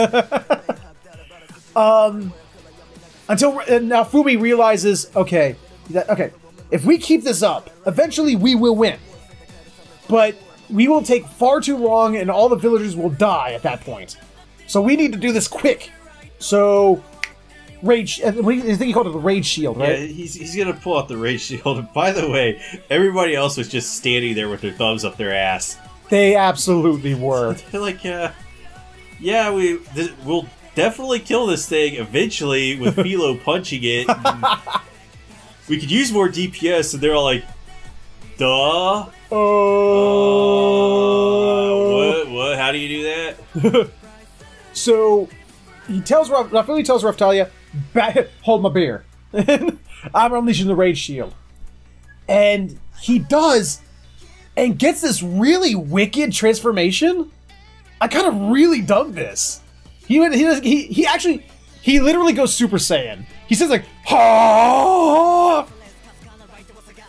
So, yeah, he gets a cool transformation, but he just pins the thing down. Well, no, he turns, like, he starts hearing, like, he instantly realizes this is not the same rage transformation as before. Because it's not, suddenly he realizes, wait, this isn't my anger. Whose anger is this? Yeah, he suddenly realizes that the shoplifter that he stiffed from 2 towns ago really wants to be paid. What? No! Remember the dragon core that was put into his armor? That's affecting his rage shield. Because suddenly, he's now feeling the rage of the dragon. Because first he's like, I'm so angry. I'm angry that I was defeated by a puny human. And I'm even angrier that my corpse and my bones were defiled by another human and used as... my core used as a fucking tool.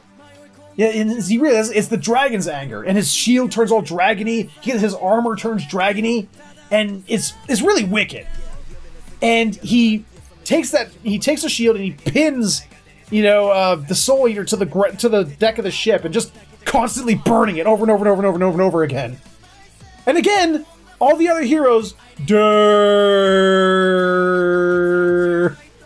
Can we just replace the dragon's dialogue with the Macho Man Randy Savage mod from Skyrim? Please do. But it's like, Philo was supposed to protect Raftalia and get her out of there if things went bad. But it turns out, Fumi activating the dragon's core with the Rage Shield also activated the dragon's core that Philo swallowed. And, yeah, so she gets super pissed too and goes into Berserker her own rage mode. And those two are they're wrecking the Soul Eater. Not doing as much DPS as they would like, but they are starting to wreck it.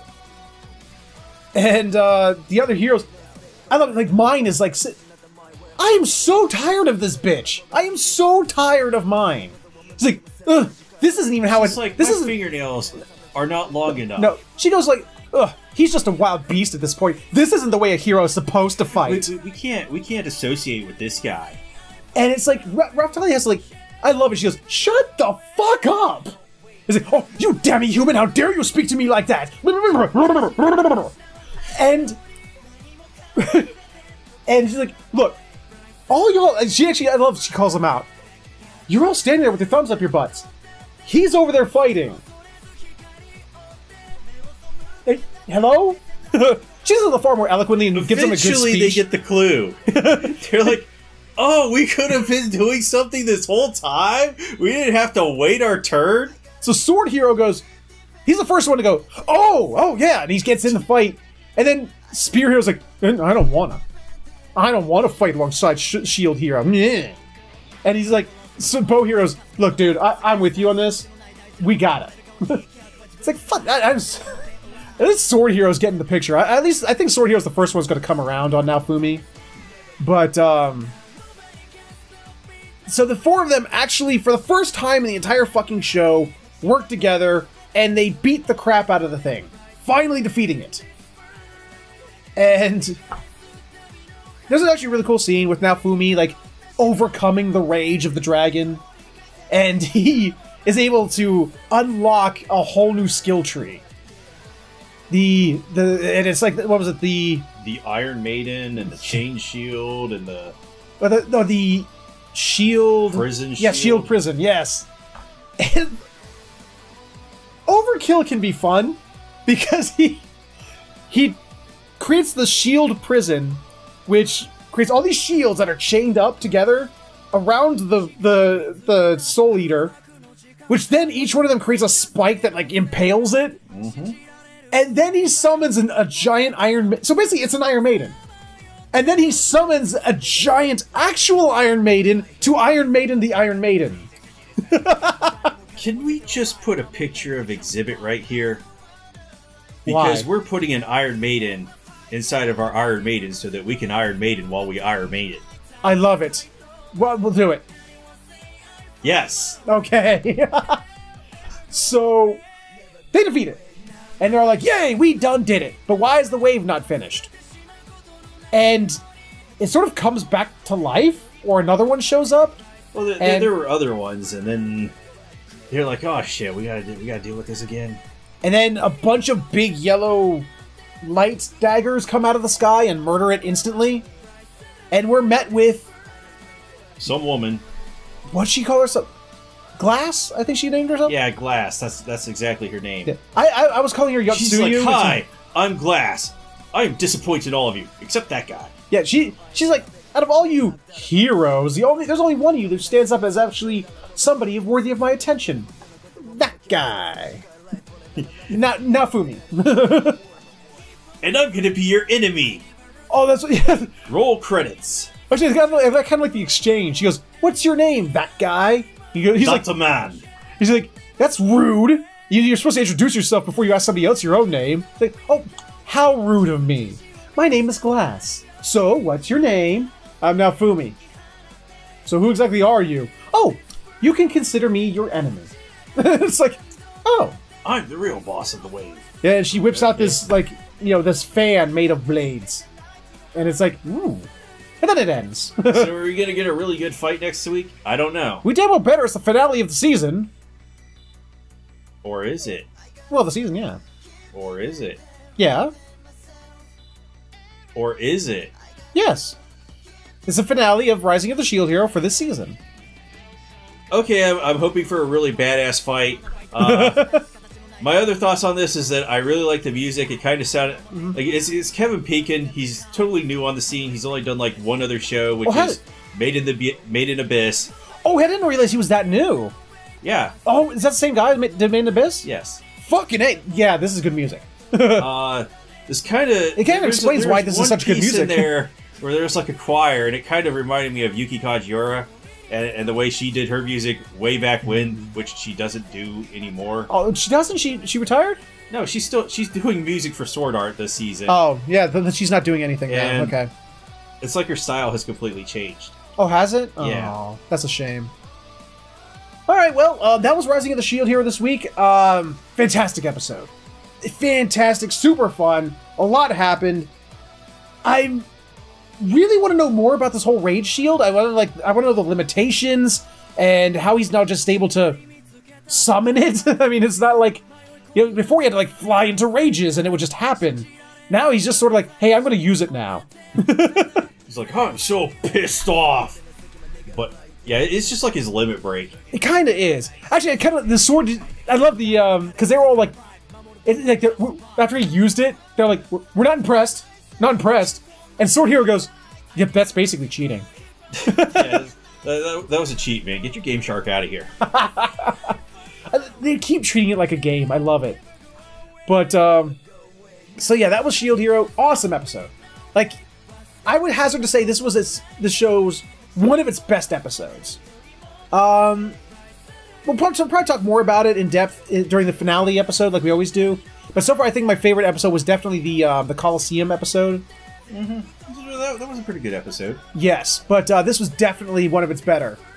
But this week, there was still one episode that aired that was far better than the rest. It got its... After falling in the ranks last week, it got its shit together really hard and made a fantastic episode. And we're going to talk about that in our final entry. Featherhoof. Yes? Do you know what a man is? A miserable pile of secrets? Do you know what a dragon man is? A miserable pile of secrets that can breathe fire. Yes! And breathe fire all over the countryside? He can burninate the countryside. Yes! So, we have Promised Neverland. Where... well, God, I forgot his name. Ray. Ray decides that he's Trogdor. He has the brilliant plan of brilliant plans. He decides to burninate the countryside. He is gonna burninate the countryside. Literally, this is okay. We are not like, this isn't hyperbole. This isn't even a metaphor. He's literally, for the past 6 years, set up a plan in motion that he could burninate the countryside as a last ditch, as a last resort. I don't think it was a last resort. It was the only resort. No, that was like, if it came he's to... Like, no, he's like, if it came to it and I was going to get shipped, I was going to burninate the countryside. I think that was his plan all along. He just wanted to fucking... He is like, you know what? Fuck these guys. I'm burninating this. You're right, actually, because it did show that Norman worked that out. That Ray had no intention of ever escaping with the rest of them. Norman was like, yeah, Ray's going to burninate the countryside. So, it turns out... This is brilliant. It turns out that... Remember that for those who watched the last episode, or previous episode, rather, we complained because about a third of it was nothing but a dialogueless montage that showed 2.5 months of time passage, where nothing happened but Emma and Ray brooding. Turns out, and we were upset. We're like, what happened to the what did you call it? What degree chess or whatever? Yeah, the 12th dimensional chess that we're engaging in the show. Yeah, we were pissed at where did the 12th dimensional chess go? That was what was great about this episode, about the series. Turns out that it still was happening. It was actually still happening. So, what happened this episode? Tell us. Let us know. This episode, we started off with Ray and his brilliant plan to burninate the countryside. He shows Emma, I've got all this lighter fluid, and I've made Molotovs, and we're gonna fuck shit up. It was like, I've hidden Molotovs in the forest, so you and Dawn can chuck them at the other... over the wall to the other... No, he said, you can do this. Maybe Dawn can do this. These must be really heavy Molotovs. Well, either that or... Well, no, because he's got to clear the wall and the cliff on the other side. So we definitely need Dawn and his super strength to chuck them. Dawn might throw it too far. He'll just go outside the entire complex. He might get it into orbit. But, what was it? So he's wants all the attention on him because he's banking on that Mother wouldn't allow, or Isabel would not allow, you know, prime merchandise to be destroyed. Oh, he's right. So her eyes will be focused right on him, and everyone can get the fuck out. Does that work out? How's that? Does he light himself on fire? He lights himself on fire. Yay! Or so we're led to believe. Oh. Actually, this is brilliant. This is fucking brilliant. The way that they show it, the way that, like, I was fooled. I remember this. I actually was fooled at first. I'm sitting there like, no fucking way. Well, Ray has the biggest balls. He does. He was literally. He was obviously a Tibetan monk in a previous life. He's like, this is my plan, Emma, and he starts spraying all the lighter fluid around because he's definitely gonna set the place on fire. And he's like, this is also my plan, and he just douses himself with the. It was like, that's pretty hardcore, but no, you can't do that. There was so much hardcore in this episode. This episode couldn't contain all the hardcore that was in this episode. The only way this episode could have been better is if there was heavy metal music playing. Yeah, like all that heavy metal music that was played out of context in Goblin Slayer should have been played in context in this show. Ray led a match and he threw it down. Power core. But he lights the match and he drops it to just, he's going to light himself on fire. He's going to go up in a blaze of glory. And then it hard cuts to Isabel putting the babies to sleep. She is putting the babies to sleep because she is a very caring mother. Sure she is. And the clock strikes midnight, you know, because it showed us the clock striking midnight just as Ray was going to burninate himself and the countryside. And then, you know, goes back in time to show Isabella, and as the clock is striking midnight, she's, you know, marking off the calendar, going through her nightly routine, doing her nightly report, and wait, what's that smell? What's going on? Her mama sensors are tingling. She gets up and she hears a noise. She hears something. She hears Emma scream, "Ray!" And she bursts in, and there's a wall of fire. And Emma's just crying in front of it, just screaming, "Ray! Ray! Himself, he's gonna breathe! Oh my god!" And Isabel is just like, "Oh fuck! What do I do? Shit!" I know her first thought is, maybe if I salvage the brain, as long as I can salvage the brain. And she gets her fire extinguisher out. She's gonna put out the fire. She's like, if I could just salvage the brain, everything will be okay.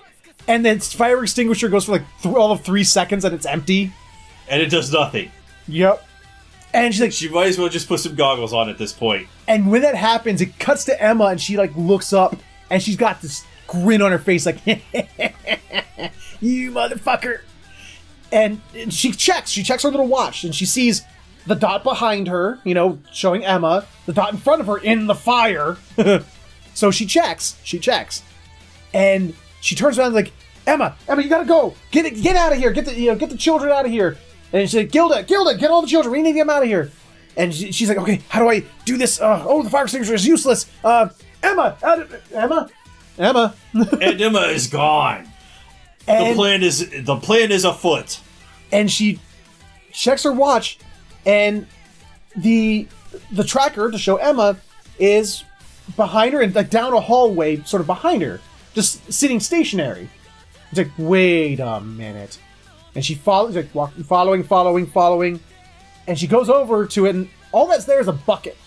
She's like, wait a minute. She turns the bucket over, and she gets this look of like, oh fuck. Because there's just an ear sitting there. Emma is fucking hardcore. She just went, she rips her own ear off. Anymore. And she is running flat out with her hand, like a big old wad of material to her head, and just running through the forest. And then we get to it shows like, you know, the flashbacks to show what actually happened. Emma caught the match. Which, first off, good catch. She even says that. Oh, that's right, she does. She's like, nice catch. And Ray's like, Soka. And Ray's like, the fuck, we gotta do this. He's like, nah, because the thing is, I knew that after our failed escape attempt, Mother would be watching us like fucking hawks. But that she would be watching us like hawks. Not everybody else. So I've been having Dawn and Gilda get everybody else in on the plan and getting everyone up to snuff so that we would be ready now. Like, it showed everything. Like, it actually went back and showed that scene where they were talking to Sister Crone and asking them questions that they already knew the answers to. We found out why they were doing that, because the kids were listening outside the door. So that they would actually hear firsthand from Sister Crone the truth. And Dawn and Gilda are there like, showing up. Yeah, because they were like visibly shaken and like ready to freak out. They're like, oh god, this is terrible. And it showed, it basically, like I said, it went from 12th dimensional chess to 48th dimensional chess. It was beautiful. We're getting up there now. It was fucking crazy. It's like the ending to Sixth Sense, where it was like showing like all the bits that actually like if you paid attention would actually showed the secret. It's like it's one of those scenes, and it's beautiful. And even was like, oh yeah, Norman knew that you were going to burninate everything. Yep. So we created a countermeasure so you wouldn't burninate yourself.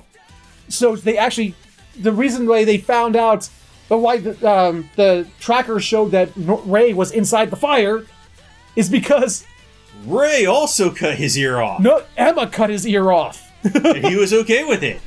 What was funny is it shows those two little kids, the blue-haired kid and the kid whose head looks like an onion. Yeah, onion head. They come in and they create a fake Ray by putting clothes, hot dogs, ham, hair, and more ham, and then more hot dogs, and then more ham and some bacon, and in the pool of gasoline. Isn't that how you make a human? According to Full Metal Alchemist. Yeah, you just need some bacon and some ham and set it on fire and you'll get a human.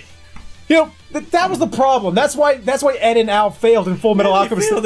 It's because the kids in Promised Neverland know how to alchemy a person into existence. This is how you make a person. Just ham, bacon, hot dogs. And some hair. Don't forget the hair. And some clothes. These things make a person. Well, fucking intelligent kids, they knew the exact way to mimic the smell of a burning body. Because they even put hair in there. So that, the smell of burning hair would mask the smell of, obviously pork. But, which I didn't know. I mean, I've never burned a human body before. So I didn't realize that burning human flesh smelled a lot like bacon. But, I mean, I guess. It probably does. I don't know. So it shows the kids they are running for their lives. Ray's alive. He's with the rest of the kids, and he's watching as he realizes, oh, they've all got their shit together. They got everything. They're ready to go. They're running for the wall. It shows this beautiful scene where Emma sort of envisions Norman standing beside her and like cheering her on, like, you got this. But it shows it from the other kid's perspective, and there's no one there. Because at first I was like, wait, what? Suddenly Norman? Why? Why suddenly Norman? How? But it was just... Norman's still with Michael Jackson. You had to bring that up, really? Yes. After what's happened recently? Damn it. Anyway, so they're getting ready to leave. They're going to scale the wall. To which Ray goes, wait, is this everyone? It goes back to Mama. She's sitting there watching the house burn, and she has this great Sister Crone moment. Yeah, she's going full mad too. She freaks the fuck out. It's all gone. It's all fucking gone. Those motherfuckers. Ugh. And... But I'm not letting my lovely kids go.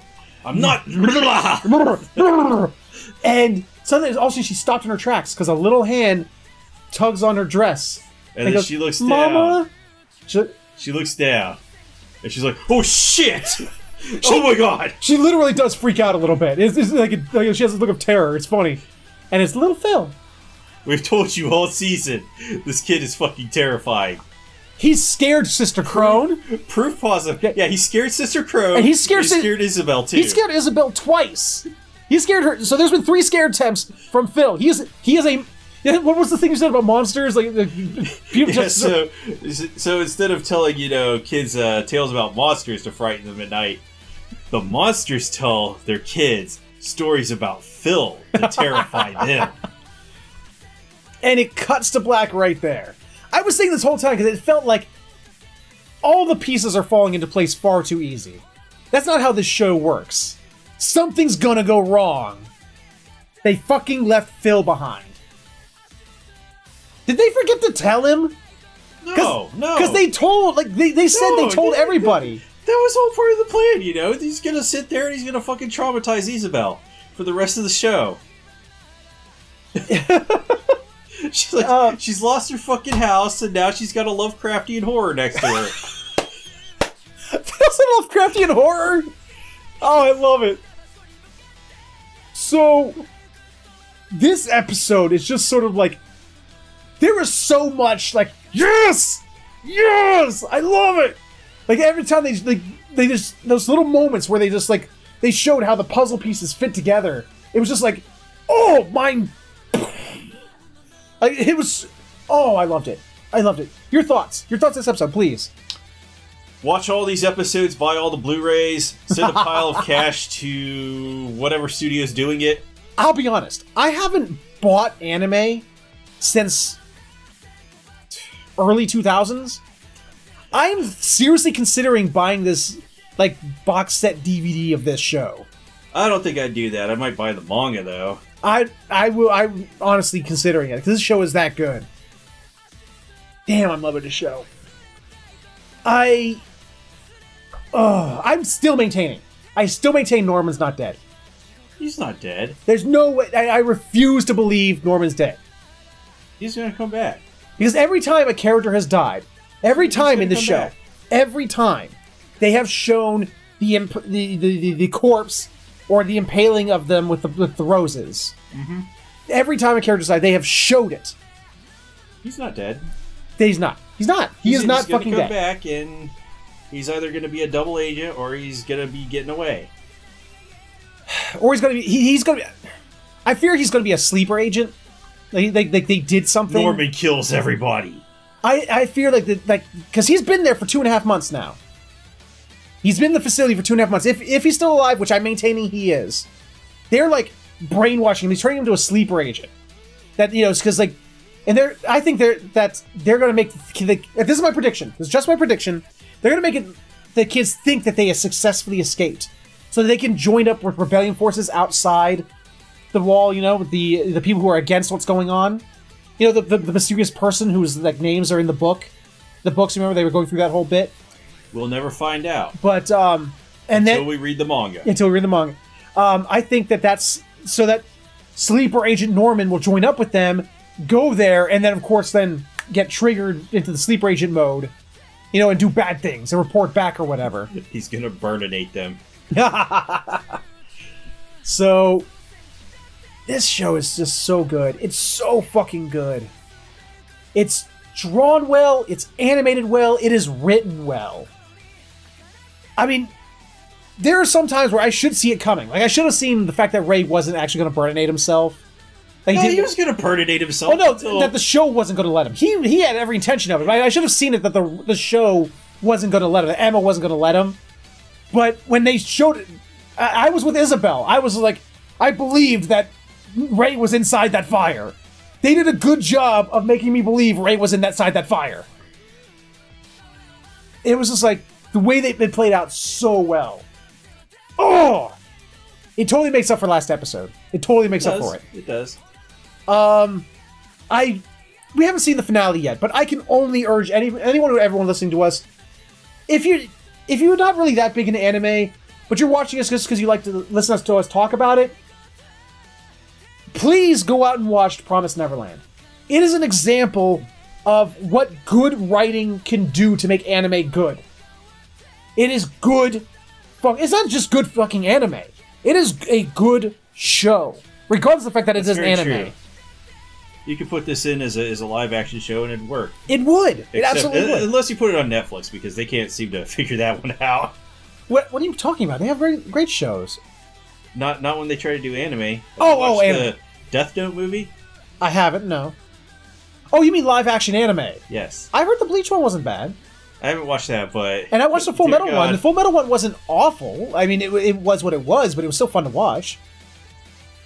Go watch the Death Note one, then. And tell me that you don't fucking laugh as soon as he meets Ryuk. Oh, I've seen the pictures. They look awful, but I mean, still. So that was our list for this week. Once again, Promised Neverland continues to just blow. It blows my mind. Yours? I don't see any brains down there. Well, my skull kept all the pieces in, so. Oh. Okay. So they're reforming, you know. But that's why I'm able to do this show, able to talk and everything. Okay, I love this show. I do too. I don't think I've had this much fun since the 90s and the 2000s. Oh my god. So with that, we're going to go ahead and end this episode. And that was week 11 for Anime Talk, Winter 2019. An interesting week. Things sort of flew all over the place in our lists. Things were just... Our normal, like, ranking was just sort of like, with the exception of Promised Neverland, it's like everything else got jumbled all over the place. I kind of feel like it's going to be back to normal next week because... You think? I don't see any possibility that Asuka's going to be a good episode. I don't either, especially because, like, this week should have been his finale. They don't need another episode. It should have stopped at 11 episodes. They don't need a 12th. No. They definitely miscalculated on that. Yes. And Dororo is, for the most part, proven itself to be really good. So I can definitely see the second parter just blowing us away. They'll bring back the Jay Leno guy. Yep. Shield Hero is already setting itself up. And that's the difference between Dororo and Shield Hero this week. They were both two-parters. And Shield Hero... Shield Hero... Hey! Shield Hero was a part 1 that was fantastic, fun, set up a lot of things, and did a lot of callbacks, kept things going. Dororo didn't. It just sort of meandered through itself, trying to set things up. But it's been so good before that I have high faith that its finale is going to be just spectacular.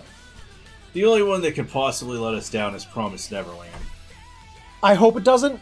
I'm pretty sure it's going to do one of two things. It's either going to end itself. It's definitely going to end itself. Well, we don't know. It could come back. It's not been announced for a second season next season, but it could come back. Yes, it did not come in the great wave of sequel announcements. Yeah. So, but it could come back in the future. I mean, sometimes anime takes off. Like next season, we got Cells at Work coming back. No, it's not next season. Was it next season? It was just announced that there's a season 2. Oh, okay, but still, well, fine. That still proves my point even further.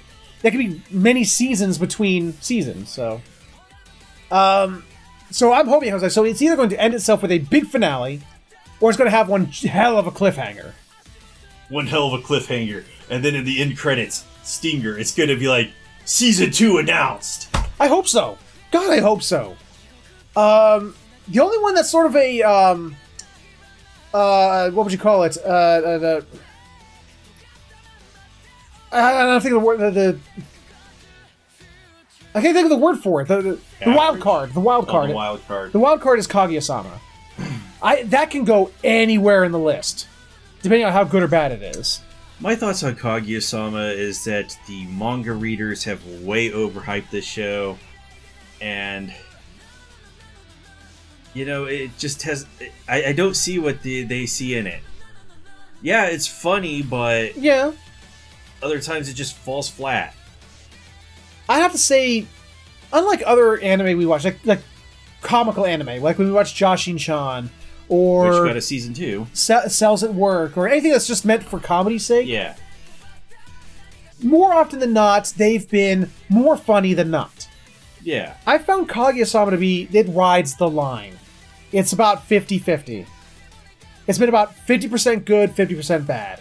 I mean, I could take away that the opening is still a really great song. Absolutely. And the Chica ending, that one episode with the Chica ending, was fantastic. And there's been some skits in there that have, like some vignettes that were just gut-bustingly funny. But it's a wild card. We'll have to see how the finale plays out, and we'll judge that against the rest of the season and see how we feel about it. Because next week, ladies and gentlemen, is the finale, where we'll be ranking the anime not just based on its finale, but as the show as a whole. Yeah, so, I'm pretty sure that number 5 is going to be Asuka. Yeah, you can probably be aware. Spoilers! Sorry! Because, like I said, the way we review finales is the show as a whole, not just the finale episode. And I can firmly say, and accurately say, we're going to come in with number 5, Magical Girl Let's Spec Up Asuka. So don't be surprised. Everything after that, totally up in the air, because the rest of them are, like I said, Kaguya's ranged anywhere from really bad to fantastic, and the others have been really, really good. So we'll see what happens. Until then, however, we got to end this episode here. If you enjoyed it, please let us know with a like, comment, subscribe, share it, or you can click on the annotations for other videos we've done. Thank you so much for watching, and we will see you all next time.